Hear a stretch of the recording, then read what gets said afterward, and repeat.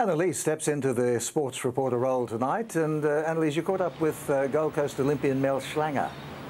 Bruce, after Liesl Jones revealed her mental health struggles, Mel had quite a lot to say about the challenges swimmers face. That's next. And high-speed thrills at the superboats, and it's all legal. Anna-Lise Rosendahl has been following the story. Anna, what happened? Well, Bruce, Anthony Watts was playing for Tugun in the preliminary final against Bilambul Jets. Or Anna, what is the latest? Well, Bruce, Watts will miss out on this weekend's grand final between Tugun and the Southport Tigers because he's decided not to contest a Grade 2 striking charge that arose from the incident on your screen at the moment during the weekend match. As for the allegation he bit the genitals of that same player, Watts has been charged with contrary conduct and will face the Gold Coast Rugby League judiciary on Tuesday. Meanwhile, the Lock the Gate Alliance has released its report card on the candidates and their party's position on coal seam gas. Now, the organisation isn't endorsing any candidates, but some have performed better than others. Anna-Lise Rosendahl joins us tonight with sport. Anna-Lise, tense night for the Suns' Campbell Brown. Bruce, he's fighting a 3-match suspension for kicking a player. That's next. And the Titans victorious after a bruising encounter with the Bulldogs.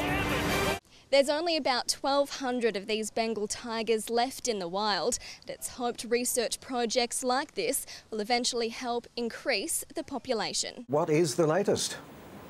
Well, Bruce, 3 aged care facilities on the Gold Coast are now in lockdown. We've learned one of them is Leamington Aged Care Centre in Southport. And if by some chance you're not colourful enough by the end of it, there's always the finishing festival where you'll definitely come out looking like a rainbow.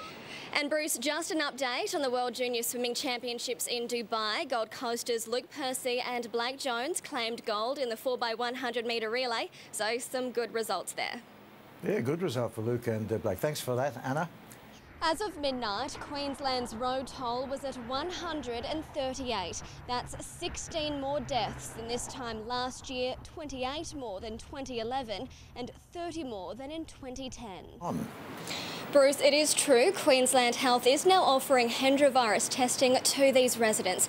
Just a reminder first of how they came to be exposed. And while there's most definitely no snow here on the Gold Coast, that's not stopping Daredevil Jimmy Blaze from doing tricks on the snowmobile. And for the first time, Kira received a decent slice of the pie with festivities this year right on its doorstep. All that residents can now do is wait for the water to subside. Many have stocked up on supplies because they know that could take a few days.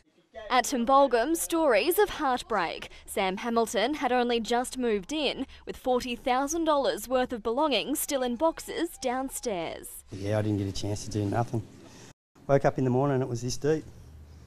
And then about 2 or 3 hours later it was that deep. The Tweed River flooded every home in the village and some are still swamped. Thick mud left behind as the water disappears.